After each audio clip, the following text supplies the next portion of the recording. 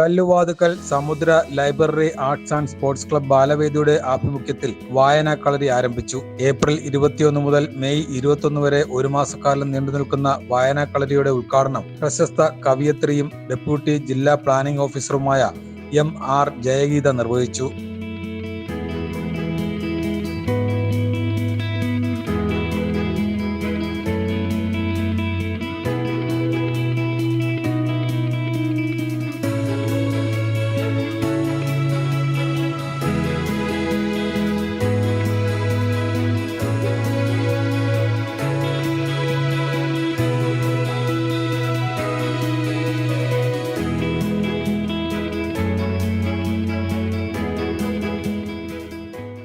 ഞാനിവിടെ എന്താണ് പ്രസംഗിക്കേണ്ടതെന്നൊന്നും ഞാൻ ചിന്തിച്ചിട്ടില്ല. പക്ഷേ ഇവിടെ വന്നിരിക്കുമ്പോൾ ഇവിടെ മുഴുവൻ നിറഞ്ഞു നിൽക്കുന്നത് സ്നേഹം മാത്രമാണ്. ഇവിടെ മുഴുവൻ നിറഞ്ഞു നിൽക്കുന്നത് മനുഷ്യത്വം മാത്രമാണ്. അത് തിരിച്ചറിയാൻ കഴിയുക, അത്തരമൊരു സ്ഥലത്തേക്ക് എത്തിപ്പെടാൻ കഴിയുക എന്നത് എൻ്റെ ജീവിതത്തിലെ കൂടി ഏറ്റവും വലിയ ഭാഗ്യമായി ഞാൻ കരുതുകയാണ്. ഔപചാരികതയുടെ പേരിലല്ല ഞാനിതൊന്നും പറയുന്നത്. തികച്ചും അനൗപചാരികമായ വർത്തമാനം മാത്രമായിരിക്കും ഞാൻ നിങ്ങളോട് നടത്തുന്നത്. പ്രത്യേകിച്ചും കുഞ്ഞുങ്ങളാണ് പ്രധാന കേൾവിക്കാർ, രക്ഷിതാക്കളും. ഇത്തരമൊരു സ്ഥാപനം തുടങ്ങുന്നതിനെക്കുറിച്ചും ഇപ്പോഴും അത് വളരെ നന്നായി നടത്തിക്കൊണ്ടു പോകുന്ന, മാതൃകാപരമായി നടത്തിക്കൊണ്ടു പോകുന്ന തികഞ്ഞ ഒരു മനുഷ്യനെക്കുറിച്ചും ഇവിടെ സ്വാഗത പ്രസംഗത്തിൽ വളരെ ചുരുക്കിയാണെങ്കിലും നമ്മുടെ പ്രിയപ്പെട്ട സെക്രട്ടറി സംസാരിക്കുകയുണ്ടായി. സത്യത്തിൽ ഞാനത് കേട്ടിരുന്നപ്പോൾ ആലോചിച്ചത്, എന്താണൊരു മനുഷ്യൻ തൻ്റെ ജന്മം കൊണ്ട് മനുഷ്യനായി പിറവിയെടുക്കുന്നതിൽ നിന്നും ഒരു മനുഷ്യൻ എങ്ങനെയാണ് ആയിത്തീരേണ്ടത്, എന്താണ് ആ മനുഷ്യജന്മത്തിൻ്റെ ഉദ്ദേശം, അല്ലെങ്കിൽ എങ്ങനെയാണ് ഞാൻ മറ്റുള്ള സഹജീവികൾക്ക് പ്രയോജനകരമാം വിധം എൻ്റെ ശരീരത്തെ, എൻ്റെ ജീവിതത്തെ മാറ്റിയെടുക്കേണ്ടത് എന്നതിനെ സംബന്ധിച്ച ചെറിയ ഒരു പാഠഭാഗമാണ് നമ്മൾ കേട്ടത് എന്നാണ്. സത്യത്തിൽ നിങ്ങളിവിടെ കൂടിയിരിക്കുന്നത് വായനാ കളരിക്ക് വേണ്ടിയാണ്. തുടർന്ന് നടക്കുന്ന ദിവസങ്ങളിലെ പരിപാടികളുടെ ഉദ്ഘാടനമാണ് ഇവിടെ നടക്കുന്നത്. പക്ഷെ നിങ്ങൾ നോക്കൂ, എന്തിനാണ് നമ്മൾ വായിക്കുന്നത്? വായന എന്ന വാക്ക് തന്നെ ഇപ്പോൾ കുറച്ചധികം കുട്ടികളിൽ നിന്നും അകന്നു പോയിക്കൊണ്ടിരിക്കുന്നൊരു വാക്കാണ്. എല്ലാ കുഞ്ഞുങ്ങളും ഇവിടെ ശ്രദ്ധിക്കണം. സംസാരിക്കുന്നത് നിങ്ങൾക്ക് വേണ്ടി കൂടിയാണ്. അച്ഛനമ്മമാർ മാത്രം ശ്രദ്ധിച്ചാൽ മതിയാകില്ല. വായന എന്ന 3 അക്ഷരം കൊണ്ട് എന്തിനെയാണോ നമ്മൾ രൂപപ്പെടുത്താൻ ആഗ്രഹിക്കുന്നത്, മറ്റു 3 അക്ഷരത്തെയാണ്, ജീവിതം എന്ന 3 അക്ഷരത്തെ. നമ്മുടെ ജീവിതം നമ്മളെപ്പോഴും ചിന്തിക്കാറുണ്ടല്ലോ, നമ്മൾ ആവർത്തിച്ച് പറയാറുണ്ട്, നമ്മളൊക്കെ മനുഷ്യരാണ് എന്ന്. എന്താണ് ഈ മനുഷ്യൻ എന്ന പദത്തിൻ്റെ അർത്ഥം? നമ്മളെപ്പോഴും ലളിതമായിട്ട് പറയും, ചിന്തിക്കാൻ കഴിയുന്നവൻ, മനനം ചെയ്യാൻ കഴിയുന്നവൻ, അവരാണ് മനുഷ്യരെന്ന് പറയാറുണ്ട്. നിരവധി പ്രാവശ്യം നമ്മളത് കേട്ടിട്ടുമുണ്ട്, പലരും പറഞ്ഞു കേട്ടിട്ടുണ്ട്. എന്താണ് മനനം ചെയ്യുക എന്നത്? ചിന്തിക്കാൻ എല്ലാവർക്കുമാകും, അല്ലേ? ആരാണിതിൽ ചിന്തിക്കാത്തവർ? ആരെങ്കിലും ഒരാളുണ്ടോ? എന്തെങ്കിലും ഒരു കാര്യം ഇപ്പോൾ കേട്ടുകൊണ്ടിരിക്കുമ്പോൾ പോലും നമ്മൾ ചിന്തിച്ചു കൊണ്ടിരിക്കുന്നവരാണ്. പക്ഷേ ഈ ചിന്ത എങ്ങനെയായി തീരണം എന്നത്, എவ்விധമാണ് നമ്മൾ ചിന്തിക്കേണ്ടത് എന്ന്, എത്തരത്തിലാണ് ആ ചിന്തകളെ കാഴ്ചപ്പാടുകളാക്കി മാറ്റേണ്ടത് എന്ന്, എത്തരത്തിലാണ് ആ കാഴ്ചപ്പാടുകളെ പ്രവൃത്തികളാക്കി രൂപാന്തരപ്പെടുത്തേണ്ടതെന്ന് ചിന്തിക്കാനാണ് നമ്മൾ വായിക്കുന്നത്. വായന എന്നത് അവനവനെ തന്നെ ഒരു ഗവേഷണം പോലെ അവനവനെ തന്നെ ആഴത്തിൽ ഇറങ്ങിച്ചെന്ന് കണ്ടുപിടിക്കുവാനും, സ്വന്തം വേരുകളെ, ആ വേരുകൾ എവിടെ നിന്നാണ് ഉത്ഭവിച്ചതെന്നും അതെങ്ങോട്ടേക്കാണ് വളർന്നു പൊങ്ങേണ്ടതെന്നും, ഏതു തരം പൂക്കളാണ് അതിൽ ഉൽപ്പാദിപ്പിക്കേണ്ടതെന്നും, ഏതു തരം കനികളാണ് നമ്മൾ ലോകത്തിന് ദാനം ചെയ്യേണ്ടതെന്നും മനസ്സിലാക്കാൻ കൂടിയാണ് വായന. ഇന്നിവിടെ സമൂഹത്തിൽ നേരിടുന്ന വലിയ വലിയ പ്രശ്നങ്ങളെക്കുറിച്ച് ചുരുക്കിയെങ്കിലും സ്വാഗത പ്രസംഗികൻ പറഞ്ഞു. നിങ്ങൾ കേട്ടല്ലോ, മയക്കുമരുന്ന്, ലഹരി എന്ന 3 അക്ഷരങ്ങൾ, അതും 3 അക്ഷരമാണ്. ഇത് ഇന്നത്തെ സമൂഹത്തിൽ എത്രമാത്രമാണ് നമ്മളെ ഭയപ്പെടുത്തിക്കൊണ്ടിരിക്കുന്നതെന്ന് നിരന്തരമായി വരുന്ന വാർത്തകളിലൂടെ, സംഭവങ്ങളിലൂടെ, കൊലപാതകങ്ങളുടെ വാർത്തകളിലൂടെ, അതിക്രമങ്ങളുടെ വാർത്തകളിലൂടെ മനുഷ്യത്വരഹിതമായ പ്രവർത്തനങ്ങളുടെ വാർത്തകളിലൂടെ നമ്മൾ കണ്ടും കേട്ടും കൊണ്ടിരിക്കുകയാണ്. മനുഷ്യൻ്റെ മനസ്സിൽ ഏറ്റവും ആത്യന്തികമായി ഉണ്ടാവേണ്ടത് അനുതാപം, സഹതാപം, ദയ, ദാക്ഷിണ്യം, സ്നേഹം ഇവയാണ്. അവനവൻ ആത്മസുഖത്തിനായി ചെയ്യുന്നവ അപരന് കൂടി നല്ലതിന് സുഖത്തിനായി വരണമെന്ന് പറഞ്ഞ ശ്രീനാരായണ ഗുരുദേവൻ്റെ നാടാണ് നമ്മുടേത്. എന്താണ് അവനവൻ ആത്മസുഖത്തിനായി ചെയ്യുന്നത്? നമ്മൾ ചെയ്യുന്ന ഓരോ പ്രവൃത്തിയും നമ്മുടെ സൗഖ്യത്തിനു വേണ്ടി, നമ്മുടെ നന്മയ്ക്ക് വേണ്ടി, നമ്മുടെ ആനന്ദത്തിനു വേണ്ടി, നമ്മുടെ ആഹ്ലാദത്തിനു വേണ്ടി, നമ്മുടെ ആശ്വാസത്തിനു വേണ്ടി ഒക്കെ ചെയ്യുന്ന പ്രവൃത്തികൾ നമ്മളോടൊപ്പം നിൽക്കുന്ന ഒരു സഹജീവിക്ക് കൂടി പ്രയോജനകരമാകണം എന്ന് പറഞ്ഞ ശ്രീനാരായണ ഗുരുദേവൻ്റെ നാടാണ് നമ്മുടെ കേരളം. ഇന്ത്യക്ക് തന്നെ, ലോകത്തിന് തന്നെ മാതൃകയായ ഒരു സംസ്ഥാനത്ത് പിറവിയെടുത്ത ആളുകളാണ് നമ്മൾ ആത്യന്തികമായി മനുഷ്യരാണ്. എന്താണ് മനുഷ്യൻ? മനുഷ്യൻ എങ്ങനെയാണ് ഇത്തരത്തിൽ ആധുനികവൽക്കരിക്കപ്പെട്ട മനുഷ്യനായി മാറിത്തീർന്നത്? അതും വലിയ ചിന്തയാണ്. നിങ്ങൾ തിരിഞ്ഞ് ചിന്തിക്കൂ. നിങ്ങൾ ഉണ്ടാകുന്നതിന് മുമ്പ് നിങ്ങളുടെ അച്ഛനും അമ്മയും, അതിനു മുമ്പ് അവരുടെ അച്ഛനും അമ്മയും, ഇങ്ങനെ പിറകോട്ട് നോക്കുമ്പോൾ ഒരുപാട് പിറകിലേക്ക് നോക്കുമ്പോൾ നമ്മൾ കാണുന്നത് എന്താണ്? ആദിമ മനുഷ്യരെയാണ്, അല്ലേ? നടക്കാനറിയാത്ത, ഓടാനറിയാത്ത, നമ്മളെപ്പോലെ വിമാനം പറപ്പിക്കാൻ അറിയാത്ത, ബഹിരാകാശത്ത് പോയി താമസിച്ച് തിരിച്ചു വരാൻ അറിയാത്ത, സ്വപ്നം കാണാൻ അറിയാത്ത ഒരു രൂപം ഉണ്ടായിരുന്നു മനുഷ്യന്. ആ രൂപത്തിൽ അവൻ 4 കാലിലായിരുന്നു എന്നാണ് നമ്മൾ വായിച്ചറിഞ്ഞിട്ടുള്ളത്. അവിടെയും വായനയാണ്, എഴുത്താണ്, അക്ഷരങ്ങളാണ്, പുസ്തകങ്ങളാണ് നമ്മളെ വളർത്തിയത്. അങ്ങനെ ഇരുന്ന മനുഷ്യൻ ഇന്ന് ഈ പറഞ്ഞതൊക്കെയും സ്വായത്തമാക്കിയെങ്കിൽ അതിന് പിന്നിൽ നടന്നിട്ടുള്ള വിപ്ലവം എന്നത് അക്ഷരത്തിൻ്റെ, അറിവിൻ്റെ വിപ്ലവമാണ്. നടന്നിട്ടുള്ള സമരങ്ങളൊക്കെയും അറിവിനെ, സ്വാതന്ത്ര്യത്തിന് വേണ്ടി നടന്ന സമരമായിക്കോട്ടെ, വസ്ത്രമിടാനുള്ള സമരമായിക്കോട്ടെ, എന്തിനു വേണ്ടിയുള്ള, നല്ലതിനു വേണ്ടിയുള്ള എല്ലാ പോരാട്ടങ്ങളും ആശ്രയിച്ചു വന്നത് അറിവിനെയാണ്, വായനയാണ്. പുസ്തകങ്ങളില്ലാതെ, അക്ഷരങ്ങളില്ലാതെ നമുക്ക് സ്വപ്നങ്ങളില്ല. നമ്മുടെ തന്നെ പരിണാമം പഠിച്ചു വരുമ്പോൾ നമുക്ക് കാണാൻ കഴിയുന്നത് മനുഷ്യൻ എത്രത്തോളം മഹത്തരവും അത്ഭുതകരവുമായ ഒരു ജീവിയാണ് എന്നാണ്. ലോകത്തുള്ള ഒട്ടേറെ ജീവജാലങ്ങളിൽ മനുഷ്യന് മാത്രമാണ് ഈ പ്രത്യേകതയുള്ളത്. മനുഷ്യനാണ് കമ്പ്യൂട്ടർ ഉണ്ടാക്കിയത്, മനുഷ്യനാണ് വാക്കുകൾ ഉണ്ടാക്കിയത്, മനുഷ്യനാണ് ഭൂമിക്ക് ഭൂമി എന്ന പേരിട്ട് കൊടുത്തത്, അല്ലേ? ഭൂമി ഉണ്ടായിട്ട് നിങ്ങളോട് വന്ന് പറഞ്ഞതാണോ എൻ്റെ പേര് ഭൂമി എന്നാണെന്ന്? അല്ല, നമ്മളല്ലേ വിളിച്ചത്, നമ്മളല്ലേ സ്നേഹം എന്നത് കണ്ടുപിടിച്ചത്, നമ്മളല്ലേ മറ്റൊരാൾ കരയുമ്പോൾ കണ്ണ് തുടയ്ക്കണം എന്ന് പഠിപ്പിച്ചു കൊടുത്തത്. മറ്റാരും വന്ന് പഠിപ്പിച്ചതല്ല. അതെങ്ങനെയാണ് പഠിച്ചത്? സ്വയം മനസ്സിലാക്കിക്കൊണ്ട്, മറ്റുള്ളവരെ മനസ്സിലാക്കിക്കൊണ്ട്, മറ്റുള്ളവനൊരു കുറവോ കുറ്റമോ വന്നാൽ അതുപോലും പരിഹരിക്കാൻ കഴിയുന്ന തരത്തിലേക്ക് സ്വയം വളർന്നുകൊണ്ടാണ് നമ്മൾ മറ്റുള്ളവരുടെ ഭാരം ചുമലിൽ താങ്ങുന്നത്. നടക്കാൻ പറ്റാതെ പോകുന്ന ഒരാളുടെ കൈ പിടിക്കുക എന്ന് പറയുന്നത് ചെറിയ കാര്യമല്ല.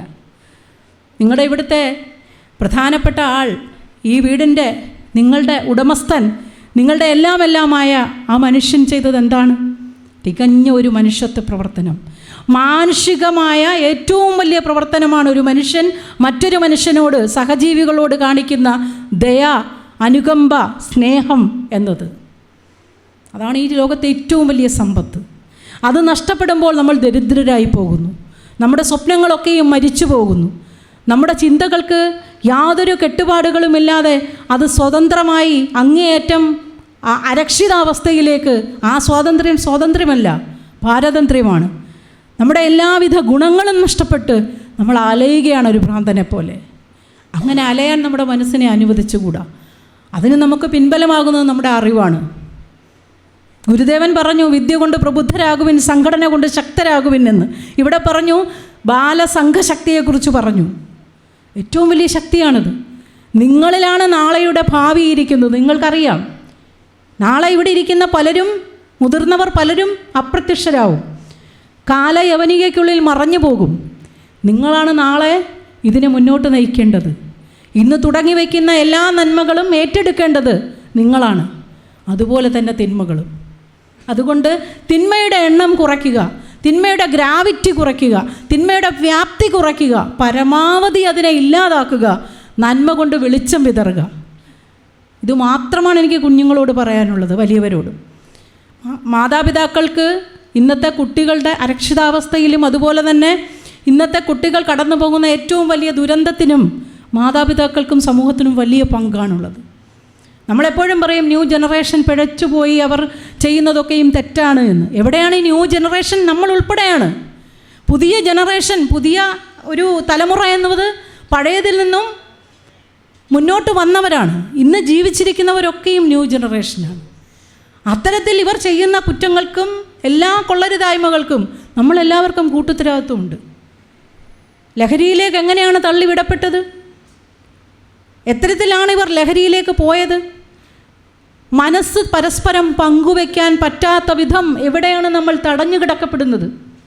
ഒരേ മുറിയിലിരുന്നു കൊണ്ട് അങ്ങോട്ടും ഇങ്ങോട്ടും അച്ഛനും അമ്മയ്ക്കും സഹോദരനും സഹോദരിക്കും കൂട്ടുകാർക്കും ഒക്കെ നമുക്ക് മൊബൈൽ ഉപയോഗിച്ച് സംവദിക്കാൻ കഴിയും, അല്ലേ? ചാറ്റ് ചെയ്യാൻ പറ്റും. ഇന്നത്തെ കാലം ഒരുപാട് മാറി. പണ്ട് ദൂരെ പോയി കഴിഞ്ഞാൽ നമ്മളൊരു കത്തെഴുതണം, അങ്ങോട്ടും ഇങ്ങോട്ടും സംസാരിക്കണമെങ്കിൽ, ഒന്ന് കാണണമെങ്കിൽ നമുക്ക് കത്തയച്ചിട്ട് വേണം, ഈ പറയുന്ന സ്ഥലത്ത് ഞാൻ എത്തും, നമുക്ക് മീറ്റ് ചെയ്യാം, അല്ലെങ്കിൽ നമുക്കൊരു യോഗം കൂടാം എന്നൊക്കെ പറയുന്നതിന് ഒരുപാട് പ്രയാസങ്ങളും തടസ്സങ്ങളും ഉണ്ടായിരുന്നു. പക്ഷേ ഇന്നതല്ല. ഇന്ന് സാധ്യതകളുടെ ലോകത്താണ് നമ്മൾ. എന്തും സാധിക്കാൻ കഴിയും. ഈ എന്തും സാധിക്കാൻ കഴിയുമെന്ന ഒരു വാക്കിനെയാണ് നമ്മൾ നമ്മുടെ രീതിയിലേക്ക് മാറ്റിയെടുത്തത്. എന്തും സാധിക്കാൻ കഴിയുമ്പോൾ നമ്മൾ എന്ത് ചെയ്യും? വേണ്ടുന്നതും വേണ്ടാത്തതും ചെയ്യാൻ ഉപയോഗിക്കും. അവിടെയാണ് നമ്മുടെ തെറ്റ്. അവിടെയാണ് നമ്മുടെ ബോധമണ്ഡലത്തെ, നമ്മുടെ ബോധ്യങ്ങളെ പരുവപ്പെടുത്തേണ്ടതിൻ്റെ ആവശ്യകത നമുക്ക് മനസ്സിലാകുന്നത്. സ്കൂളുകളിൽ, ഇവിടെ പറഞ്ഞു, സ്കൂളുകളിൽ നിന്നും അധ്യാപകരുടെ കയ്യിൽ നിന്നും വടികൾ അപ്രത്യക്ഷമായി. പണ്ടൊക്കെ ഞങ്ങൾ പഠിക്കുന്ന സമയത്ത് സ്കൂളിലൊരു കണക്ക് മാഷിനെ എല്ലാവർക്കും ഭയമാണ്. എല്ലാ സ്കൂളിലും കാണും ഒരു കണക്ക് മാഷ്, ഒരു ഡ്രിൽ മാഷ്. ഞങ്ങളുടെ സ്കൂളിലും ഉണ്ടായിരുന്നു. ഞാൻ സാധാരണ സർക്കാർ സ്കൂളിൽ പഠിച്ച ആളാണ്. മലയാളം മീഡിയം സർക്കാർ സ്കൂളിലാണ് ഞാൻ പഠിച്ചത്. ആ സ്കൂളിലുണ്ടായിരുന്ന ആ 2 മാഷുമാരുടെ മുഖം ഓർക്കുമ്പോൾ എനിക്ക് ഇപ്പോഴും ഭയമുണ്ട്. തെറ്റ് ചെയ്യാഞ്ഞിട്ട് പോലും നമുക്ക് ഭയമാണ്. അവരവിടെ നിൽക്കുന്നെങ്കിൽ നമ്മൾ ഉള്ളുകൊണ്ട് സ്വയം ഒന്ന് പരിശോധിക്കും. നമ്മൾ എന്തെങ്കിലും തെറ്റ് ചെയ്തിട്ടുണ്ടോ? വൈകിയാണോ വന്നത്? ക്ലാസ്സിൽ നിന്നിറങ്ങിയത് അനുവാദമില്ലാതെയാണോ? ഇങ്ങനെ സ്വയം അനലൈസ് ചെയ്യുവാൻ ഒരു വടിക്ക് കഴിയുമായിരുന്നു. അടി കൊള്ളണമെന്നില്ല. ഞാൻ അടി വാങ്ങിയിട്ടില്ലാത്ത കുട്ടിയാണ്. ഞാൻ വലിയ ആളാണെന്നല്ല പറയുന്നത്. എൻ്റെ കൂടെ പഠിച്ച, ഞങ്ങളുടെ കൂടെ 7ാം ക്ലാസ് വരെ പയ്യന്മാരുള്ളൂ, ആൺകുട്ടികളുള്ളൂ. ഈ ആൺകുട്ടികൾക്ക് അവരെ ഓടിച്ചിട്ടടിക്കുന്നത് ഞാൻ കണ്ടിട്ടുണ്ട്. അന്നൊന്നും അവരാരും, അവരുടെ മാതാപിതാക്കളാരും കേസിന് പോയിട്ടില്ല. പക്ഷേ അവരൊക്കെയും സമൂഹത്തിലെ നന്മ തിന്മകളെ പെട്ടെന്ന് മനസ്സിലാക്കാൻ പഠിച്ചിട്ടുണ്ട്. നമ്മളെപ്പോഴും പറയും, ശിക്ഷ അതുമായി ബന്ധപ്പെട്ട് കിടക്കുന്നൊരു വാക്കാണ് കുറ്റം, അല്ലേ? ഒരു കൊലപാതകം ചെയ്താൽ ആ കൊലപാതകത്തിന് ശിക്ഷ വിധിച്ചേ മതിയാകൂ. അതുപോലെയാണ് ചെറിയ തെറ്റുകൾക്ക് പോലും ശിക്ഷ ഉണ്ടാവണം. ആ ശിക്ഷയെ ഏറ്റുവാങ്ങുമ്പോൾ, അല്ലെങ്കിൽ മറ്റൊരാൾ ആ ശിക്ഷ ഏറ്റുവാങ്ങുന്നത് കാണുമ്പോഴാണ് നമ്മൾ തെറ്റിനെ മനസ്സിലാക്കുന്നത്. അങ്ങനെ തെറ്റുകളെ മനസ്സിലാക്കാൻ പറ്റാത്തൊരു കാലഘട്ടത്തിൽ വളരുന്ന കുഞ്ഞുങ്ങൾ, ആ കാലഘട്ടത്തിലെ കുഞ്ഞുങ്ങളെ വളർത്തുന്ന മാതാപിതാക്കൾ, ആ കുഞ്ഞുങ്ങളെ കണ്ട് ഇരിക്കുന്ന സമൂഹത്തിലെ മറ്റു മനുഷ്യർ എന്ന നിലയിൽ നമ്മൾ വളരെയധികം ജാഗരൂകരാകേണ്ടതുണ്ട്. ഇന്നിപ്പോൾ സ്കൂളുകളിൽ നിന്ന് അപ്രത്യക്ഷമായ വടി തിരികെ കൊണ്ടുവരിക, അധ്യാപകനെ കൊണ്ട് അടിപ്പിക്കുക, ഇതൊന്നുമല്ല അതിൻ്റെ മാർഗം. എവിടൊക്കെയാണോ നമ്മൾ എത്തിപ്പെട്ടത്, ആ എത്തിപ്പെട്ട മേഖലയിലെ സാധ്യതകളെ നമ്മുടെ പോസിറ്റീവായ കാര്യങ്ങൾക്ക്, ഗുണപരമായ കാര്യങ്ങൾക്ക് ഉപയോഗിക്കുക എന്നതാണ് നമുക്ക് കിട്ടുന്ന ഏറ്റവും വലിയ മാർഗം, അല്ലേ? കമ്പ്യൂട്ടർ നമുക്ക് കിട്ടി, മൊബൈൽ കിട്ടി, നെറ്റ്വർക്ക് കിട്ടി. അതിനെ മോശമായി ഉപയോഗിക്കാതിരിക്കുക എന്നതിനപ്പുറത്തേക്ക് കമ്പ്യൂട്ടർ കൊടുക്കാതിരിക്കുക എന്നുള്ളതിനെക്കുറിച്ച് നമുക്ക് പറയാൻ കഴിയില്ല. കുട്ടികൾക്ക് പ്രത്യേകിച്ചും ഓൺലൈൻ ക്ലാസ്സുകൾ പോലെയുള്ള കാര്യങ്ങൾ, പല കാര്യങ്ങൾക്കും സെർച്ച് ചെയ്ത് കണ്ടുപിടിക്കേണ്ട കാര്യങ്ങൾ, അപ്പോൾ കമ്പ്യൂട്ടറിനെയും നെറ്റിനെയും ഒക്കെ ആശ്രയിക്കേണ്ടി വരും. അതിനെ പൂർണ്ണമായി ഒഴിവാക്കിക്കൊണ്ട് നമുക്ക് ജീവിക്കാൻ കഴിയില്ല. അപ്പോൾ ഈ ഒരു വട്ടത്തിനുള്ളിൽ നിന്നുകൊണ്ട് ആ വട്ടത്തിനുള്ളിലെ പോരായ്മകളെയും മോശത്തരങ്ങളെയും അല്ലെങ്കിൽ അതിനുള്ള പ്രതികൂലമായി നമ്മളെ ബാധിക്കുന്ന കാര്യങ്ങളെയും നമ്മൾ പൊരുതിക്കൊണ്ട് ആ വട്ടത്തിനുള്ളിൽ ജീവിക്കുക എന്നതാണ് നമുക്ക് കഴിയുന്ന കാര്യം, അല്ലേ? കമ്പ്യൂട്ടർ കൊടുക്കാം, മൊബൈൽ കൊടുക്കാം കുഞ്ഞിൻ്റെ കയ്യിൽ, പക്ഷേ അതിന് വേണ്ട കാര്യങ്ങളിൽ മാത്രം ശ്രദ്ധ തിരിക്കാൻ, അതിലേക്ക് മാത്രം ശ്രദ്ധയൂന്നാൻ കുഞ്ഞുങ്ങളെ പ്രോത്സാഹിപ്പിക്കുക. അത്തരത്തിൽ കുഞ്ഞുങ്ങളെയും അതിനോടൊപ്പം മുതിർന്നവരെയും എഡ്യൂക്കേറ്റ് ചെയ്യേണ്ട ഒരു അവസ്ഥയിലാണ് നമ്മൾ മുതിർന്നവർക്ക് നമ്മൾ വിചാരിക്കും നമ്മളെല്ലാം നേടിക്കഴിഞ്ഞു, ഈ കുട്ടികളെല്ലാം ചെയ്യുന്നത് തെറ്റാണ്, ഞങ്ങൾ ഇത്രയും കഷ്ടപ്പെട്ട് പണമുണ്ടാക്കുന്നു, ഞങ്ങൾ രാവിലെ തൊട്ട് വൈകുന്നേരം വരെ ജോലി ചെയ്യുന്നു, എൻ്റെ മക്കൾ ഇങ്ങനെ മോശമായ രീതികളിൽ പോകുന്നു എനിക്കതിനകത്ത് യാതൊരു ഉത്തരവാദിത്വമില്ല എന്ന് പറഞ്ഞ് മാതാപിതാക്കൾക്കോ അധ്യാപകർക്കോ ഒഴിഞ്ഞു മാറാൻ കഴിയില്ല. കേൾക്കാൻ തയ്യാറാവണം. നമ്മൾ കേൾക്കാൻ തയ്യാറാവണം. ഒരു കുഞ്ഞിന് എന്തൊക്കെ പറയാം, എന്തും പറയാം. അച്ഛനെ പേടിയാണ്, അമ്മയെ പേടിയാണ്, പറഞ്ഞാൽ എന്ത് കരുതും, ഇത്തരം ഇൻഹിബിഷൻസ് നമുക്ക് ഒരാളോട് സംസാരിക്കാൻ നമുക്കിപ്പോൾ വലിയ പേടിയാണ്. അത് പറഞ്ഞാൽ തെറ്റ് ചെയ്യാത്തവരായി ആരുമില്ല. തെറ്റുകൾ മനസ്സിലാക്കി കൊടുക്കുകയാണ് ചെയ്യേണ്ടത്. തെറ്റിൻ്റെ അടയാളങ്ങളെ തിരിച്ചറിയാൻ അവരെ പരിശീലിപ്പിക്കുകയാണ് ചെയ്യേണ്ടത്. അത്തരം പരിശീലനം കൊടുക്കുമ്പോൾ അവർ പറയും, ഇത്തരം തെറ്റുകൾ ഞാൻ കണ്ടിട്ടുണ്ട്, അല്ലെങ്കിൽ ഞാൻ അതിലൂടെ കടന്നുപോയിട്ടുണ്ട്. ആ സമയത്ത് അവരെ നമുക്ക് സ്നേഹത്തോടെ, അനുതാപത്തോടെ, നമ്മുടെ കുഞ്ഞെന്നതിനും അപ്പുറത്തേക്കൊരു തേർഡ് പേഴ്സൺ എന്നുള്ള രീതിയിൽ നമുക്കവരെ കൈകാര്യം ചെയ്യാൻ കഴിയണം. അവിടെ കേൾക്കാൻ ആളുള്ളപ്പോൾ അവർ പുറത്തോട്ട് എങ്ങും പോവില്ല. കുടുംബം എന്നത് അങ്ങേയറ്റം ഭദ്രതയോടുകൂടി മാതാപിതാക്കൾ കൈകാര്യം ചെയ്യുകയും കുടുംബത്തിൽ നിന്നാണ് ആദ്യത്തെ വിദ്യാഭ്യാസം തുടങ്ങേണ്ടത്, സ്കൂളിലല്ല. രാവിലെ 7 മണിയാകുമ്പോൾ കയറ്റി വിടുന്ന വാനിൽ പോയി എല്ലാം പഠിച്ച് തിരിച്ചു വരുമെന്ന വിദ്യാധാരണയോടുകൂടി ആരും യൂണിഫോം ഇടിയിപ്പിക്കണ്ട മക്കളെ. അവരെ വീട്ടിൽ നിന്ന് പഠിപ്പിക്കണം. അതിനെന്ത് ചെയ്യണം? പഠിക്കാൻ എന്തെങ്കിലും വീട്ടിൽ കാണണ്ടേ? ആദ്യം വായനക്കളരിയിലേക്ക് വരേണ്ടത് മാതാപിതാക്കളാണ്. സമുദ്ര library arts and sports club president Ruval Singh M അധ്യക്ഷത വഹിച്ചു. അവരുടെ രക്ഷകർത്താക്കൾ എന്ത് ജോലി ചെയ്തിട്ടാണ് അവരെ വളർത്തി വലുതാക്കി കൊണ്ടുവരുന്ന കാര്യം അവർക്കൊട്ട് അറിയത്തുമില്ല, എന്നാൽ നമ്മളോട്ട് പറഞ്ഞു കൊടുക്കുന്നതുമില്ല. ഇതെല്ലാം അറിയുന്ന കുടുംബത്തിലെ കുട്ടികൾക്ക്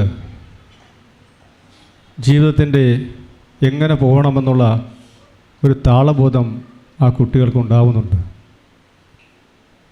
ഇത്തരം കാര്യങ്ങളില്ലാതെ പോകുന്നതിൻ്റെ ഒരു കുറവ് ഇന്ന് സമൂഹത്തിലെ പല കുട്ടികളും അഭിമുഖീകരിക്കുന്നുണ്ട്.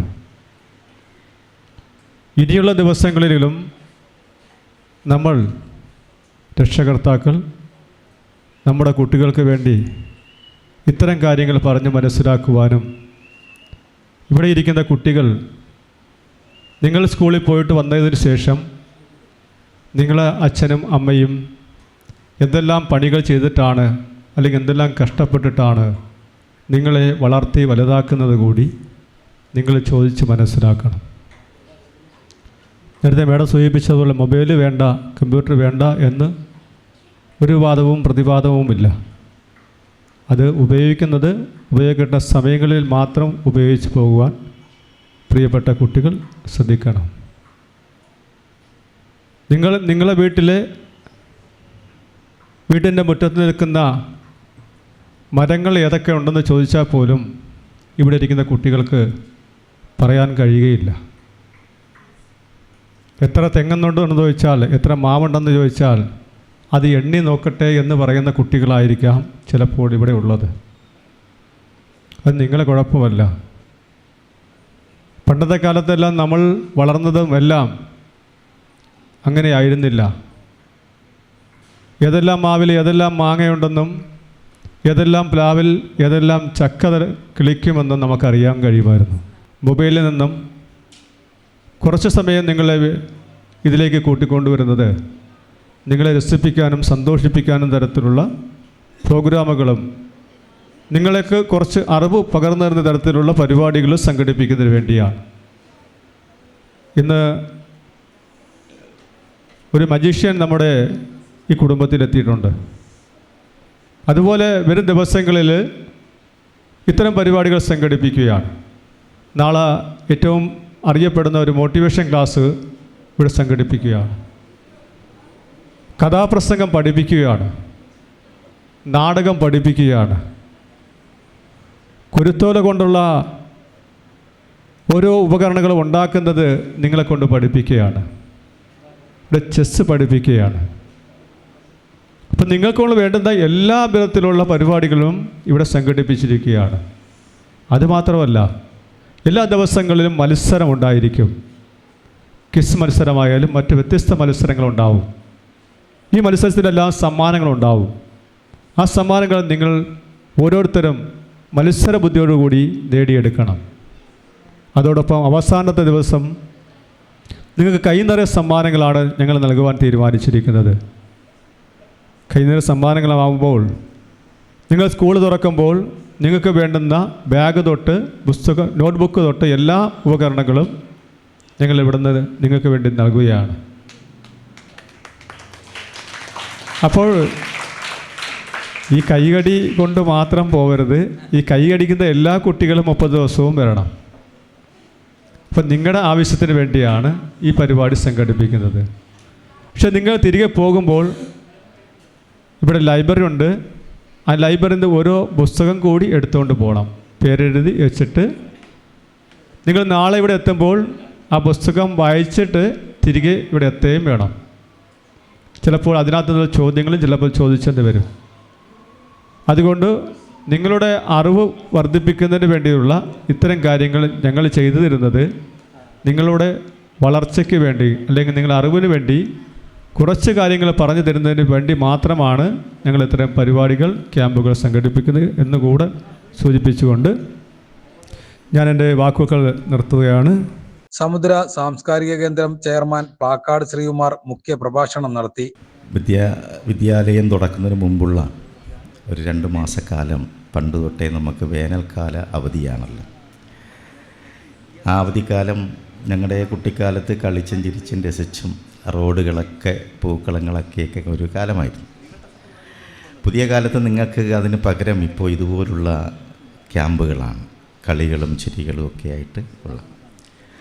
അപ്പോൾ ആ ക്യാമ്പിൽ ഇന്ന് അതിൻ്റെ ഉദ്ഘാടന പരിപാടി എന്നുള്ള നിലയിൽ ഒരു മാജിക്കാണ്.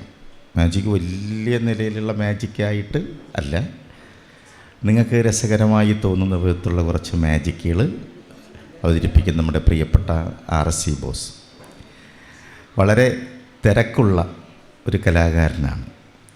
അപ്പോൾ ഇന്നലെ മെനഞ്ഞാന്ന് നമ്മളിവിടുന്ന് വിളിക്കുമ്പോൾ ഇന്നത്തെ ഒരു ദിവസം ഒഴിഞ്ഞു കിടന്നു. അങ്ങനെ ഞങ്ങൾ തമ്മിൽ കണ്ടിട്ടും കുറേ കാലമായി, ഞങ്ങൾ സൗഹൃദത്തിലുള്ളവരാണ്. എന്തായാലും RC നമ്മുടെ കുടുംബത്തിലേക്ക് വന്നു ചേർന്നു. അത് സന്തോഷം കൂടെ അറിയിക്കുന്നു. നിങ്ങൾക്ക് ഇനി വരുന്ന ദിവസങ്ങളിൽ ഇടയ്ക്കൊക്കെ ഞാനും കൂടി നിങ്ങളോടൊപ്പം കൂടാം. നമുക്ക് കഥകൾ പറയാം, പാട്ടുപാടാം, വേണമെങ്കിൽ കഥാപ്രസംഗം പഠിക്കാൻ താല്പര്യമുള്ളവർക്ക് അത് പഠിക്കാം. ഇങ്ങനെയൊക്കെ നിങ്ങളോടൊപ്പം ഞാനുണ്ടാവും. ഇന്ന് എല്ലാവർക്കും ആശംസകൾ നേരുന്നു. നിർത്തുന്നു. Samudra library arts and sports club secretary N. Sreekantan Nair സ്വാഗതം പറഞ്ഞു. കേരള ഗ്രന്ഥശാല സംഘത്തിൻ്റെ കൊല്ലം ജില്ലാ കമ്മിറ്റിയുടെ കീഴിൽ പ്രവർത്തിക്കുന്ന സമുദ്രതീരം ലൈബ്രറി ആൻഡ് സ്പോർട്സ് ക്ലബ്ബ് സംഘടിപ്പിച്ചിരിക്കുന്ന വായനാ വസന്തത്തിൻ്റെ ഭാഗമായുള്ള വായന കളരിയുടെ ഉദ്ഘാടനവും ബാലവേദിയുടെ ആഘോഷവുമാണ് ഇന്നിവിടെ സംഘടിപ്പിച്ചിരിക്കുന്നത്. എൻ്റെ സംസാരം തുടങ്ങുന്ന സമയത്ത് മനഃപൂർവ്വമായിട്ടാണ് വേദിയിലും സദസ്സിലും ഇരിക്കുന്നവരെ അഭിസംബോധന ചെയ്യാൻ അവരുടെ പേര് പറയാതെ കടന്നത്. കാരണം ഇന്നത്തെ പരിപാടിക്ക് ഏറ്റവും വലിയ വിശിഷ്ട അതിഥികളെന്ന് പറയുന്നത് ഇവിടെ പ്രിയപ്പെട്ട കുട്ടികളാണ്. അതുകൊണ്ട് നിങ്ങളെ സംബോധന ചെയ്തിട്ടാവാം സ്വാഗതം ആശംസിക്കുന്ന എൻ്റെ കർമ്മത്തിലേക്ക് കടക്കുക എന്ന് വിചാരിച്ചിട്ടാണ് അങ്ങനെ പറഞ്ഞത്. അപ്പോൾ ഇന്ന് നമ്മുടെ വേദിയെ ധന്യമാക്കിക്കൊണ്ട് നമ്മുടെ വിശിഷ്ട അതിഥിയായിട്ടെത്തിയിരിക്കുന്നത് എന്തുകൊണ്ടും ആ സ്ഥാനം വഹിക്കാൻ അർഹതയുള്ള ഒരു ബഹുമാനിയായ ആരാധ്യയായ ഒരു ബഹുമുഖ പ്രതിഭയെയാണ് നമുക്ക് ലഭിച്ചിരിക്കുന്നത്. ഒരു തരത്തിൽ കൊല്ലം ജില്ലയിലെ ഡെപ്യൂട്ടി പ്ലാനിംഗ് ഓഫീസറായിട്ട് ഔദ്യോഗിക രംഗത്ത് ശോഭിച്ചുകൊണ്ടിരിക്കുന്ന ഇദ്ദേഹം കേരളത്തിലെ അറിയപ്പെടുന്ന ഒരു കവയിത്രി. ഇപ്പോൾ കവയിത്രി എന്ന് പറഞ്ഞുകൂടാ, കവി എന്നേ പറയാവൂ. സംബോധനയിൽ സ്ഥാനമാനങ്ങൾ പറയുമ്പോൾ ലിംഗ വ്യത്യാസം വരുത്തിക്കൂടാ എന്നൊക്കെയാണ് പുതിയ, എങ്കിലും ഞാൻ കവയിത്രി എന്ന് തന്നെ വിശേഷിപ്പിച്ചത്. അങ്ങനെ കവയിത്രി, കഥാകൃത്ത്, നല്ലൊരു പ്രഭാഷക, ജീവചരിത്രകാരി, പിന്നെ ഗൾഫിൽ നിന്ന് പ്രസിദ്ധീകരിക്കുന്ന ഒരു പത്രത്തിൻ്റെ കോളമിസ്റ്റ്. ഇതിലൊക്കെ ഉപരിയായിട്ട് നമുക്കെല്ലാം ഏറ്റവും പെട്ടെന്ന് ഓർമ്മ വരിക സിനിമാ മേഖലയാണ്. നിരവധി ചലച്ചിത്രങ്ങൾക്ക് ഗാനങ്ങൾ രചിച്ചിട്ടുള്ളതാണ് നമ്മുടെ ഇന്നത്തെ വിശിഷ്ട വ്യക്തി. അപ്പോൾ ഞാൻ സ്വാഗതം ആശംസിക്കുന്നതിന് മുമ്പ് ഒന്നിരിക്കേണ്ട കാര്യങ്ങൾ സൂചിപ്പിച്ചിട്ട് മാഡം M.R. ഗീതയുടെ ജയഗീതയുടെ അറിവിലേക്ക് നമ്മുടെ സമുദ്ര ഈ സംഘടന ഉണ്ടായതിനെക്കുറിച്ച് ഒന്ന് രണ്ട് വാക്കുകൾ സൂചിപ്പിക്കുന്ന നല്ലതാണെന്ന് തോന്നുന്നു. ഈ പ്രസംഗം വലിയ പരിചയമില്ലാത്തത് കൊണ്ട് ഈ ക്രമമൊന്നും ചിലപ്പോൾ ശരിയായെന്ന് വരില്ല, അത് ക്ഷമിക്കുക. ആദ്യം ഈ വായനശാലയുടെ രൂപീകരണത്തിന് മുമ്പ് ഈ സമുദ്രതീരം എന്ന് പറയുന്ന ഈ മതേതര വയോജന കേന്ദ്രത്തിൻ്റെ രൂപീകരണത്തിനിടയാക്കിയ ഒന്ന് രണ്ട് സംഗതികൾ ചുരുക്കി ഒന്ന് സൂചിപ്പിക്കാം. ഈ കല്ലുവാതുക്കൽ ഈ പ്രദേശത്ത് മാഡം ഒന്നും പണ്ടിവിടെ കടന്നു വന്ന് കാണത്തില്ല. ഇപ്പോൾ ഒരു വലിയ കുഴിയുണ്ട്. ഞാൻ 73-74 കാലഘട്ടത്തിൽ ഈ കൊല്ലം ജില്ലയിൽ തന്നെ ഏറ്റവും മെച്ചപ്പെട്ട ഒരു പഞ്ചായത്ത് ഹൈസ്കൂൾ ഇവിടെ പ്രവർത്തിച്ചിരുന്നു. 10ാം ക്ലാസ്സിൽ അന്ന് 10ഉം 12ഉം ഡിവിഷനുകൾ ഉണ്ടായിരുന്നൊരു സ്കൂളാണ്. ഇന്നതിൻ്റെ നില വളരെ ശോച്യാവസ്ഥയിലാണ്. ആ പഠിക്കുന്ന കാലത്ത് ഇവിടെ ഞങ്ങളൊക്കെ പാറ കാണാൻ വരും, കല്ലുവാതുക്കൽ പാറ. ഈ പാറയുടെ മുകളിൽ ഒരു പാലമരം എന്നാണ് എൻ്റെ ഓർമ്മ. ഞാൻ പറഞ്ഞു കേട്ടിട്ടുള്ള ആലെന്നാണ്, പക്ഷേ ഞാൻ വന്നപ്പോൾ കാണുന്നത് പാലമരവും. അപ്പോൾ അന്ന് ഈ പാറയുടെ മുകളിലേക്ക് ഞങ്ങൾക്ക് ഈ 15-14 വയസ്സുള്ള കുട്ടികൾക്ക് നോക്കിയ വലിയ പാട കാണാൻ. ഇന്ന് അതിന് നേരെ വിപരീതമായിട്ട് അത്രയും താഴ്ന്ന ഒരു കുഴിയാണ് ആ പ്രദേശം.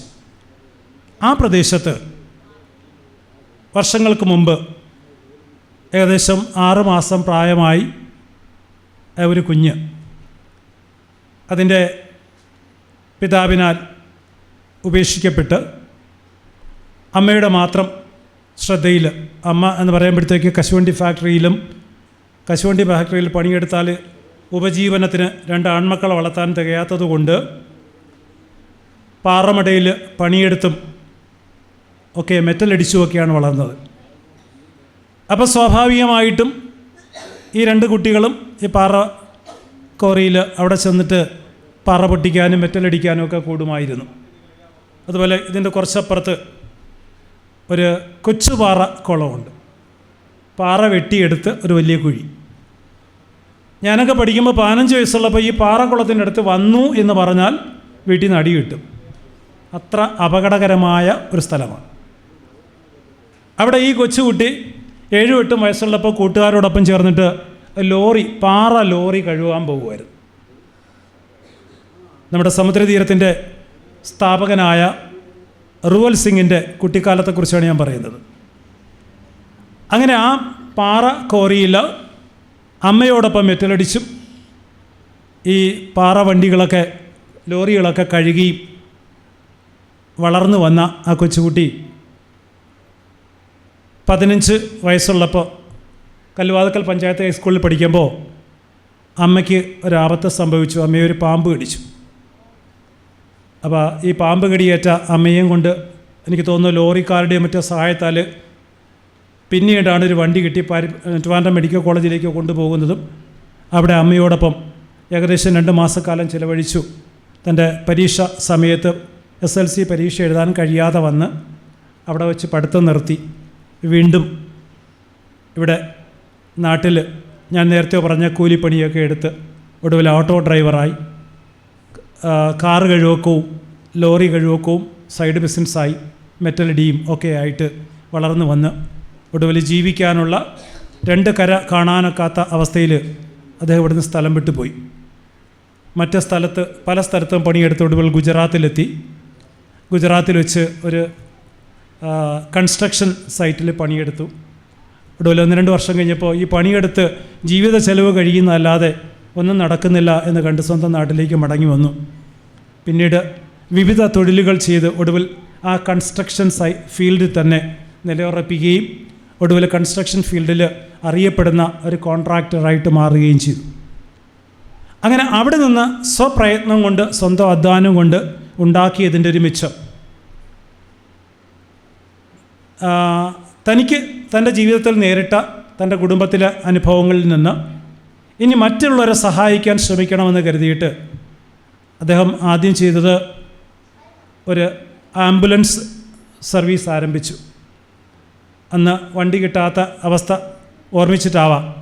ആ ആംബുലൻസ് ഇപ്പോഴും സൗജന്യ സേവനമാണ് നടത്തുന്നത്. ആർക്കെങ്കിലും എന്തെങ്കിലും അത്യാപത്ത് നേരിട്ടാൽ ആ സമയത്ത് ആംബുലൻസിനെ വിളിച്ചാൽ കൃത്യമായിട്ട് അവിടെ എത്തും. അവിടുത്തെ ഞങ്ങളുടെ ഡ്രൈവർ ഒരു പൈസയും പ്രതിഫലം വാങ്ങാതെ രോഗിയെ എത്തിക്കേണ്ട സ്ഥലത്ത് എത്തിക്കാനും ആ സേവനം നന്നായി നിർവഹിക്കുന്നുണ്ട്. അതുപോലെ ഏകദേശം 8 വർഷമായിട്ട് ഇവിടെ എല്ലാ മാസവും അവസാനത്തെ ഞായറാഴ്ച കണ്ണ് പരിശോധനാ ക്യാമ്പ് ഇന്ന് വരെ മുടങ്ങാതെ നടന്നു വരികയാണ്. ഏഷ്യയിൽ ഏറ്റവും കൂടുതൽ കണ്ണ് പരിശോധനാ ക്യാമ്പ് ഇങ്ങനെ തുടർച്ചയായി സംഘടിപ്പിച്ചതിൻ്റെ നിരവധി അവാർഡുകൾ ഇതിനകത്തെ റൂമിൽ വെച്ചിട്ടുണ്ട്. മധുരയിലെ അരവിന്ദ് കണ്ണാശുപത്രിയുമായിട്ട് സഹകരിച്ചാണ് ഈ ആശുപത്രി ഇവിടെ കണ്ണ് പരിശോധന ക്യാമ്പ് നടക്കുന്നത്. അങ്ങനെ ഒട്ടനവധി പ്രവർത്തനങ്ങൾ അദ്ദേഹം ചെയ്തതിൻ്റെ ഭാഗമായിട്ടാണ്, ഞാൻ നീട്ടുന്നില്ല, ഭാഗമായിട്ടാണ് ഇവിടുത്തെ അച്ഛനമ്മമാർക്ക് വായിക്കാൻ കുറച്ച് പുസ്തകങ്ങൾ സംഘടിപ്പിച്ചാൽ കൊള്ളാം എന്നൊരു ചിന്തയും. ഈ സമുദ്രതീരം നിൽക്കുന്നതിൻ്റെ 2 വശത്തും 2 കോളനികളാണ് സ്ഥിതി ചെയ്യുന്നത്. അവിടുത്തെ കുട്ടികൾ മറ്റ് കുട്ടികളെപ്പോലെ വായനാ സൗകര്യങ്ങളോ അല്ലെങ്കിൽ ആധുനിക വാർത്താവിനിമയ സൗകര്യങ്ങളൊന്നും ഉപയോഗിക്കാനുള്ള സ്ഥിതിയിലുള്ളവരായിരുന്നില്ല. അതിൻ്റെ ഭാഗമായിട്ട് കൂടിയാണ് ഇത്തരത്തിലൊരു വായനശാല ഇവിടെ സംഘടിപ്പിച്ചത്. നമുക്ക് ആർക്കും ചിന്തിക്കാൻ കഴിയാത്ത പ്രവർത്തന രീതികളാണ് ഇതിൻ്റെ ചെയർമാൻ റൂവൽ സിംഗ് നടത്തിക്കൊണ്ടിരിക്കുന്നത്. ഇപ്പോൾ തന്നെ 30 ദിവസം നീണ്ടു നിൽക്കുന്ന ഈ വായനാ വസന്തവും ബാലവേദിയുടെ പരിപാടികളും വായനശാല സെക്രട്ടറിയായ സിംഗിനോട് ഞാൻ പറഞ്ഞു, സിംഗെ നമുക്ക് ആഴ്ചയിൽ 2 ദിവസം നടത്താം, നമുക്ക് വിശിഷ്ട വ്യക്തികളെയൊക്കെ കൊണ്ടുവന്ന് പരിപാടികൾ നടത്താം എന്നൊക്കെ പറഞ്ഞപ്പോൾ സിംഗ് പറഞ്ഞു പറ്റില്ല, 30 ദിവസവും നമുക്ക് നടത്തണം, മറ്റാര് നടത്തുന്നതിനേക്കാളും ഭംഗിയായിട്ട് നടത്തണം. അതിനെന്നോട് പറഞ്ഞ പ്രധാനപ്പെട്ട കാരണം ഇതാ, എൻ്റെ ചുറ്റിനുമുള്ള ഈ കോളനികളിലെ കുട്ടികൾക്ക്, വെളിയിലുള്ള കുട്ടികൾ ഉൾപ്പെടെ, അവർക്ക് മറ്റു കുട്ടികളോട് ഇടപെടാനും സംഘം ചേർന്ന് പ്രവർത്തിക്കുന്നതിനും ഈ യുവജന ബാലവേദിയുടെ പ്രധാനപ്പെട്ട പ്രവർത്തനം സംഘം ചേർന്ന് പ്രവർത്തിക്കുക, കുട്ടികളെ സംഘടിതരാകാൻ ജാതിയുടെയോ മതത്തിൻ്റെയോ രാഷ്ട്രീയത്തിൻ്റെയോ പേരിലല്ലാതെ സംഘം ചേരുവാൻ തങ്ങൾ കുട്ടികളാണ് എന്ന ചിന്ത അത് വളർത്തിയെടുക്കുക എന്നതാണ് ഈ ബാലവേദിയുടെ മറ്റൊരു പ്രധാനപ്പെട്ട ഉദ്ദേശമായിട്ട് നമ്മുടെ നേതൃസമിതി കാണുന്നത്. അങ്ങനെയാണ് ഈ പരിപാടികൾ ഇവിടെ ആരംഭിച്ചിരിക്കുന്നത്. ഇന്ന് മാജിക് ഷോയോടുകൂടി 30 ദിവസവും നിങ്ങൾക്ക് വിനോദത്തിനുള്ള നിരവധി പരിപാടികളാണ് ഇവിടെ സംഘടിപ്പിച്ചിരിക്കുന്നത്. ഓരോ ദിവസവും ഒരു ചെറിയ ഉദ്ഘാടന കർമ്മവും ഒപ്പം ഈ പരിപാടികളും ഇവിടെ സംഘടിപ്പിച്ചിട്ടുണ്ട്. Samudratheeram president Sarath Chandran Pillai, doctor R Jayachandran, Mampally GR Raghunathan, Thattamala Madhu തുടങ്ങിയവർ വായനാക്കളരിക്ക് ആശംസകൾ അർപ്പിച്ചു. വായനാക്കളരിയിൽ ബാലവേദിയിലെ 62 കുട്ടികൾ പങ്കെടുത്തു. തുടർന്ന് കുട്ടികൾക്കായി magician RC boss magic show സംഘടിപ്പിച്ചു. കുട്ടികളെ ചെറിയ മാജിക്കുകൾ പഠിപ്പിക്കുകയും ചെയ്തു.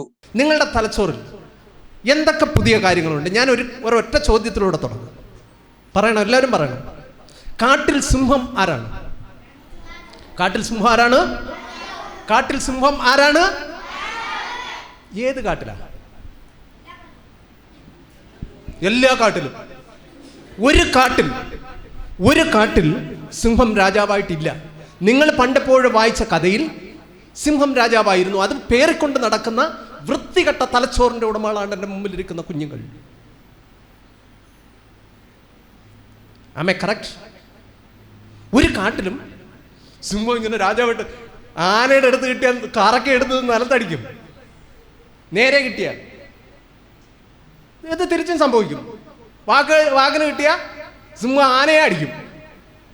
ഇത് എപ്പോഴോ ഒരു കഥയിൽ ഒരു കഥാകാരൻ നമ്മളുടെ മുമ്പിൽ എഴുതി വെച്ചു തന്നു, കാട്ടിൽ സിംഹം രാജാവാണ്, കുറുക്കൻ മന്ത്രിയാണ്. അല്ലേ? ശരിയല്ലേ? ഇനി എവിടെങ്കിലും പോയി കാട്ടിൽ സിംഹം രാജാവാണെന്ന് പറഞ്ഞ നമ്മളുടെ അറിവുകൾ ഓരോ നിമിഷവും മാറ്റപ്പെടേണ്ടതുണ്ട്. ഓരോ നിമിഷവും എത്ര ഇന്ദ്രിയങ്ങളുണ്ട്? 5 ഇന്ദ്രിയങ്ങൾ. എത്ര വർഷം മുമ്പാ? കഷ്ടമാണ്. 10-30ഓളം ഇന്ദ്രിയങ്ങൾ. നിങ്ങൾ ജസ്റ്റ് അറിവിൻ്റെ വാതായനം, നിങ്ങൾ ഫുൾ ടൈം പിന്നെ മൊബൈലിലിരിക്കുന്നു. ആവശ്യമുള്ള എന്തെങ്കിലും നിങ്ങൾ തോണ്ടാനല്ല, തോണ്ടി അച്ഛനെ അമ്മയൊക്കെ അങ്ങ് തോണ്ടുവാ മുമ്പിൽ നിന്ന് ടക്കെന്ന്. അച്ഛനെ ഈ തോണ്ടുന്ന കൂട്ടത്തിൽ അച്ഛനും അമ്മയൊക്കെ ഇയാൾ പോടി. തലച്ചോറ് പര്യാപ്തമാക്കുക എന്ന് പറയും. അതിന് നിങ്ങൾ പുതിയ പുസ്തകങ്ങൾ, പുതിയ ആയുധമാക്കേണ്ടതുണ്ട്. പുതിയ പുസ്തകങ്ങൾ ഈ അടുത്ത സമയത്ത് 2011 വന്നിട്ടൊരു പുസ്തകമുണ്ട്, സാപ്പിയൻസ് ഒക്കെ വായിക്കണം. അതിൻ്റെ മലയാളം പരിഭാഷ DC ഇറക്കിയിട്ടുണ്ട്. സാപ്പിയൻസ് ഒക്കെ വായിച്ചാൽ നമ്മൾ അത്ഭുതപ്പെട്ടു പോകും. മനുഷ്യൻ എങ്ങനെയാണ് ഇങ്ങനെ മനുഷ്യനായത്? ഒരു ദിവസം ദൈവം ഇരുന്ന് ടണ്ടടയും ഉണ്ടാക്കി, ടണ്ടടയും. ഇതൊക്കെ ഇപ്പോഴും പറഞ്ഞുകൊണ്ട് നടക്കുന്ന ആൾക്കാർ, എന്നിട്ട് അത് കേട്ടിട്ട് ഒരിതുമില്ലാതെ നമ്മൾ മുമ്പോട്ട് പോവുക. ഞാനും എനിക്കൊന്ന് സാറും ശ്രീകുമാർ സാറും ഒക്കെ എത്രയോ വർഷങ്ങളായി ഇത്തരം ക്യാമ്പുകളിലൂടെ സഞ്ചരിച്ചുകൊണ്ടേ ഇരിക്കുമായിരുന്നു ഒരു സമയത്ത്. പക്ഷേ ചെന്നെത്തപ്പെട്ടത് മുഴുവൻ മതം, ജാതി, രാഷ്ട്രീയം ഒക്കെ കൊണ്ട് മനുഷ്യനെ പരിമിതപ്പെടുത്തുന്ന, ആണിയടിക്കപ്പെടുന്ന ഒരു അവസ്ഥയിലേക്ക് കാര്യങ്ങളെത്തി. ഇതിനപ്പുറം നമ്മുടെ കുഞ്ഞുങ്ങൾ നട്ടലില്ലാത്തവരായി. ഞാൻ ഇവിടെ വന്നപ്പോൾ പറഞ്ഞു, നിങ്ങൾ നട്ടൽ നിവർത്തി വെക്കാൻ പറഞ്ഞു. ഇനി ഞാൻ വീണ്ടും പറയുകയാണ്, നട്ടൽ നിവർത്തി വെക്കാം. നിവർത്തി വെച്ചേ. എന്താണെന്നറിയാമോ സംഭവം?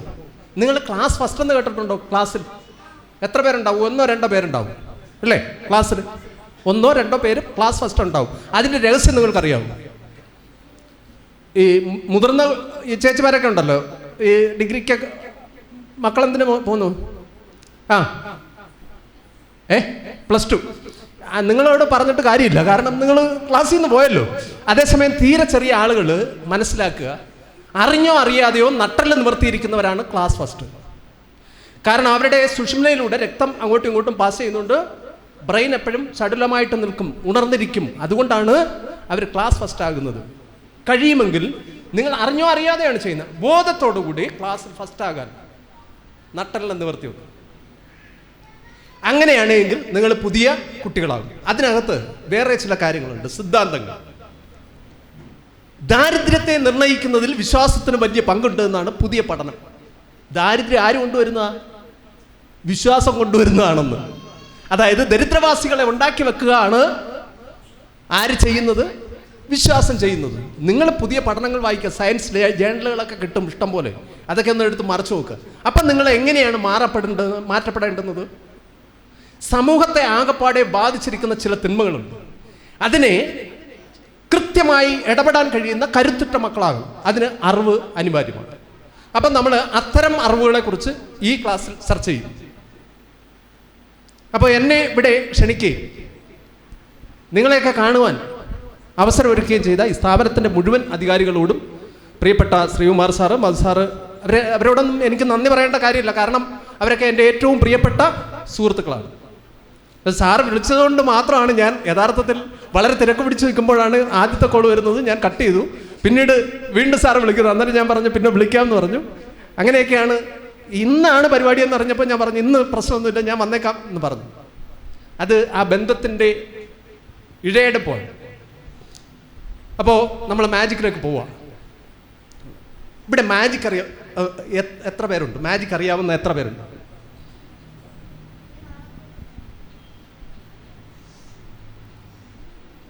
ഇന്ത്യയിൽ എത്ര ജനമുണ്ടെന്നറിയാമോ? വലയ്ക്കാനായിട്ട് വന്നിരിക്കും. ഇന്ത്യയിൽ എത്ര ജനമുണ്ട്?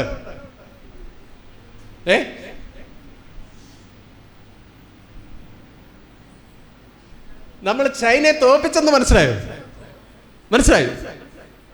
ഏതാണ്ട് 150 കോടിയോളം ജനങ്ങൾ. അതിൽ മാജിക്കുകാർ എത്ര പേരുണ്ടെന്നറിയാമോ? ഇന്ത്യയിലുള്ള എല്ലാത്തിനെയും കൂടെ ഹൈലി പ്രൊഫഷണലായിട്ടുള്ള എല്ലാത്തിനെയും കൂടെ പറക്കിയെടുത്ത ഒരു 500 പേര് ഉണ്ടോ എന്ന് എനിക്കറിയത്തില്ല, ഒരു 500 പേര്. അതിൽ തന്നെ സ്ത്രീകൾ എത്ര മാജിക്കാരുണ്ടെന്നറിയാം? ഞെട്ടും, ഇല്ലെന്ന് തന്നെ പറയാം. എന്തോ കാര്യം, സ്ത്രീകൾ ചബലയാണ്, അബലയാണ്, ഞങ്ങളെ മാറ്റി നിർത്തും. അതുകൊണ്ട് എന്ത് ചെയ്തു, എല്ലാത്തിനും സംവരണം ഏർപ്പെടുത്തി, പപ്പാതി. ഇതൊക്കെ കൊണ്ട് കാര്യം മാറുമോ? മാറുമോ? എന്നെ ഒന്നും ചെയ്യത്തില്ലെങ്കിൽ ഞാൻ ഒരു കാര്യം കൂടി പറയാം. പെണ്ണുങ്ങൾ, ഇവിടെ ഇരിക്കുന്ന സ്ത്രീകൾ എന്നെ എന്തെങ്കിലും ചെയ്യുമോ? പേടി കൊണ്ടാ പറയുന്നത്. നിങ്ങൾ കന്നാലികളാണ്. സത്യമായിട്ട് വന്ന് ഒരുത്തൻ കയറുമായിട്ട് വരും. കയറുമായിട്ട് വന്ന് നിങ്ങളെ കെട്ടിക്കൊണ്ട് പോകും. കെട്ടിക്കൊണ്ട് പോകുമ്പോൾ സാധാരണ കന്നാലിയെ മേടിക്കുമ്പം പൈസ ഇങ്ങോട്ടാണ് മേടിക്കുന്നത്. അതേസമയം നിങ്ങളെ കയറിട്ടുകൊണ്ട് പോകുമ്പോൾ അങ്ങോട്ട് കൊടുക്കണം. എന്തൊരു എനിക്കറിയത്തില്ല ഇതിനെയൊക്കെ എന്തിനാ ഇങ്ങനെ. ബോൾഡായിട്ടുള്ള പെൺകുട്ടികൾ എന്നാ നമ്മളുടെ നാട്ടിലുണ്ടാകുന്നത്? കരുത്തുറ്റ മക്കൾ. എനിക്ക് 2 പെൺമക്കളാണ് കേട്ടോ. ഒരു തരം സാധനവും അവരെ എടുക്കത്തില്ല. അഹങ്കാരം എന്നല്ല അതിൻ്റെ പേര്. കൃത്യമായി കാര്യങ്ങൾ മനസ്സിലാക്കുന്ന, എവിടെയും അവരുടെ അവകാശങ്ങൾ ചോദിക്കാൻ കരുത്തുറ്റ മക്കളായിട്ടാണ് അവരെ വളർത്തുന്നത്. കഴിയുമെങ്കിൽ എൻ്റെ മുമ്പിലിരിക്കുന്ന മുഴുവൻ പെൺകുട്ടികൾ, ആൺകുട്ടികളുടെ കാര്യം ഞാൻ പിന്നെ പറയാം, കഴിയുമെങ്കിൽ നിങ്ങൾ കരുത്തുറ്റ മക്കളായിട്ട്, നല്ല മക്കളായിട്ട്, സ്നേഹിക്കുന്ന, മറ്റുള്ളവരെ കാരുണ്യത്തോടെ നോക്കാൻ കഴിയുന്ന ആർജവമുള്ള മക്കളായിട്ട് വളർന്നു വരണം. അതിന് ഇത്തരം ക്യാമ്പുകളാണ് നിങ്ങളെ സഹായിക്കുന്നത്. ഒരിക്കലും നിങ്ങളുടെ വീട്ടിൽ ഇത്തരം ഒരു ചർച്ച ഉണ്ടാകത്തില്ല. നിങ്ങളുടെ വീട്ടിൽ ഇത്തരം ചർച്ചകൾ നിങ്ങൾ വെക്കണം. അച്ഛനെയും അമ്മയും പിടിച്ചിരുത്തി, അനിയന്മാരെയും അനിയത്തിമാരെയും ചേട്ടന്മാരെയും ഒക്കെ പിടിച്ചിരുത്തി ചർച്ചകൾക്ക് വിധേയമാക്കണം. ചർച്ച ഉണ്ടാകണം. നമ്മളുടെ പൊതു ഇടങ്ങൾ പോലെ വീടുകളിൽ ചർച്ച ഉണ്ടാകണം. അപ്പോഴാണ് നാം കരുത്തുറ്റ മക്കളായി തീരാനുള്ള ഊർജം ഉണ്ടാകുന്നു. അല്ല എങ്കിൽ ചരടുമൊക്കെ കെട്ടി പൂജയൊക്കെ നടത്തി നിങ്ങൾ ഈ പൂജിച്ച് ചരടൊക്കെ കെട്ടുന്നവരെ. എൻ്റെ ഒരു സുഹൃത്ത് SSLCക്ക് പഠിക്കുമ്പോൾ അവൻ്റെ അമ്മ ചക്കുളത്ത് കാവിൽ പോയി പേന ജപിച്ചു കൊടുത്തു. 10ാം ക്ലാസ് പഠിച്ചു. ഇവൻ 8 നില പൊട്ടി. ഈ ചക്കുളത്ത് കാവിൽ നിന്ന് കൊണ്ടുവന്ന പേന വെച്ച് അവനങ്ങ് എഴുതുമായിരുന്നു തകർത്ത്. നിങ്ങൾ അങ്ങനെയാണോ പരീക്ഷയ്ക്ക് പോകുന്നത്? +2കാരങ്ങനെയാണോ പോകുന്നത്? ഒപ്പം ഈ ക്ലാസ് കഴിഞ്ഞ് പോകുമ്പോൾ നിങ്ങൾ വിചാരിക്കണം, ഞാൻ ചങ്കരിയല്ല, കോവാലത്തി അല്ല, ഞാൻ കരുത്തുറ്റ മകളാണ്, ഈ പ്രപഞ്ചത്തിന് എന്നെ കൊണ്ട് ആവശ്യമുണ്ട് എന്ന ബോധ്യം നിങ്ങൾക്കുണ്ടാകും. അപ്പം നിങ്ങളുടെ പഠന രീതി മാറും. മാറിയിട്ട് നിങ്ങളുടെ സ്കോറിൽ അത് കാണിക്കും. നിങ്ങൾ വെറുതെ നടക്കുന്ന മനുഷ്യരാകരുത്. ഇപ്പം സുനിത വില്യംസ് പോയിട്ട് വന്നു അല്ലേ? എവിടെയാ? ജസ്റ്റ് 9 ദിവസത്തേക്ക് ഇങ്ങോട്ട് പോയതാ. അവിടെ ചെന്ന് പെട്ടുപോയി. അവരവിടെ ഇരുന്ന് പ്രാർത്ഥിച്ചോ? അയ്യോ കർത്താവേ, ആണോ? ഇല്ല, അവരതൊന്നും എടുത്തില്ല. വളരെ കൃത്യമായി സയൻസ് അവരെ തിരിച്ചു കൊണ്ടുവന്നു. ആദ്യമേ ഒരാൾ പോയി. ആരായിരുന്നു? തങ്കലിപികളിൽ രേഖപ്പെടുത്തിട്ടുള്ളൊരു ചിത്രം. ആരാ? പൊട്ടിത്തെറിച്ചു പോയ ആള് കൽപ്പന ചൗള. ആരൊക്കെയോ കാര്യങ്ങൾ അറിയാവുന്നവരുണ്ടല്ലേ? മോനാന്ന് പറഞ്ഞേ. അങ്ങനെ എടാ ഉഷാറാടാ. ഉഷാറായിട്ടിരിക്കണം കേട്ടോ. കണ്ണിൽ നല്ല തിളക്കം വേണം, തീ വേണം, വായന വേണം. വായന ഉണ്ടെങ്കിലേ നമുക്ക് കരുത്തുറ്റ ഇടങ്ങളിലേക്ക് എവിടെയും കരുത്തുറ്റ നിൽക്കാൻ പറ്റൂ അല്ലേ? കൽപ്പന ചൗള ലോകമുള്ളിടത്തോളം കാലം തങ്കലിപികളിൽ ആ പേരിങ്ങനെ രേഖപ്പെടുത്തിയിരിക്കും. പൊട്ടിത്തെറിച്ചു പോയി. പക്ഷേ അവരുടെ ജീവിതം നമുക്ക് വേണ്ടിയിട്ട് തന്നതാണ്. ശരിയല്ലേ? അങ്ങനെ എത്രയോ പേരുടെ ശ്രമഫലമാണ് ഇപ്പോൾ സുനിത വില്യംസ് തിരിച്ചു വന്നത്. അവരാദ്യം പോയത് സ്റ്റാർലിങ്സിൻ്റെ ഒരു പേടകത്തിലായിരുന്നു. അതിനവിടെ ചെന്നപ്പോൾ ചില തകരാറുകൾ ഉണ്ടായി. ഉടനെ തന്നെ നമ്മുടെ എലോൺ മസ്ക്, പുള്ളി അറിയത്തില്ലേ? പുള്ളി പണ്ട് ഭയങ്കര വിറ്റായിരുന്നു കേട്ടോ. അയാൾ ഒരു ചെറിയ ഗെയിം പ്ലാൻ ചെയ്തു. അയാൾക്ക് എപ്പോഴും ഫുൾ ടൈം കളി. അപ്പം പുള്ളി എന്തെന്നറിയാമോ? ഒരു ഗെയിം തനിയങ്ങ് ഉണ്ടാക്കി, എന്നിട്ട് അത് വിറ്റു. അത് വിറ്റിട്ട് ആ പൈസ കൊണ്ട് പുള്ളി വേറൊരു ഗെയിം ഉണ്ടാക്കി. എന്നിട്ട് പുള്ളി ഉണ്ടാക്കിയ ഒരു സാധനമാണ് ഈ പുള്ളി ബാങ്കിൽ പോയിട്ട് എപ്പോഴും ഒത്തിരി നേരം അവിടെ നിൽക്കണം. അന്നേരം ഇയാൾ ആലോചിച്ചു, ഈ ഓൺലൈനായിട്ട് പൈസ അയക്കുന്ന ഒരു സംവിധാനം ഉണ്ടാക്കി. ആദ്യത്തെ ഓൺലൈൻ സംവിധാനം ഉണ്ടാക്കുന്നത് ആരാണ്? എലോൺ മസ്കാണ്. അത് പിന്നീട് വിറ്റിട്ടാണ് അദ്ദേഹം കോടിക്കണക്കിനുള്ള ഫണ്ടൊക്കെ ഉണ്ടാക്കിയത്. നമ്മളിപ്പോഴേ 1000 രൂപ കൂലി കിട്ടുന്നതിനെ കുറിച്ചല്ലേ ചിന്തിക്കത്തുള്ളൂ. നിങ്ങൾ ഷെയർ മാർക്കറ്റിനെ കുറിച്ച് അറിയാം?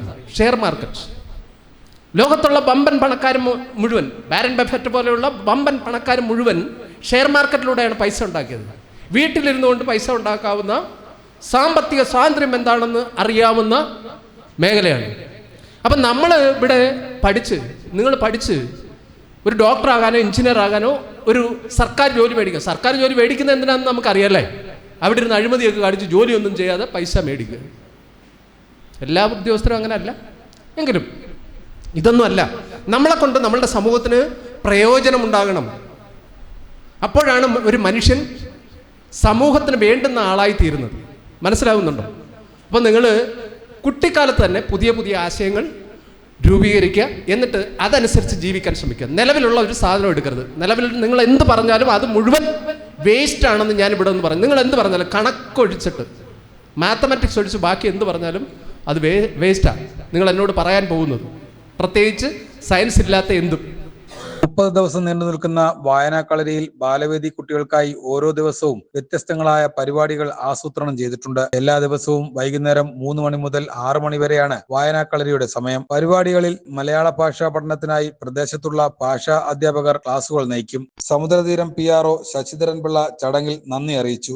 ആദ്യമായി അധ്യക്ഷൻ ഉൾവൽ സിംഗിനും ഉദ്ഘാടക MR ജയഗീത, മുഖ്യാതിഥി പ്ലാക്കാട് ശ്രീകുമാർ, ആശംസ നടത്തിയ മാമ്പള്ളി, തട്ടാമല മധു, അതുപോലെ നമ്മളിവിടെ നല്ല ഒരു പരിപാടി നടത്തിയ ബോസിനും നന്ദി പറയുന്നു. അതോടൊപ്പം RC ബോസിന് നന്ദി പറയുന്നു. അതോടൊപ്പം ഇവിടെ വന്ന കുട്ടികൾക്കും രക്ഷകർത്താക്കൾക്കും നമ്മൾ അന്തേവാസികൾക്കും നന്ദി പറഞ്ഞു.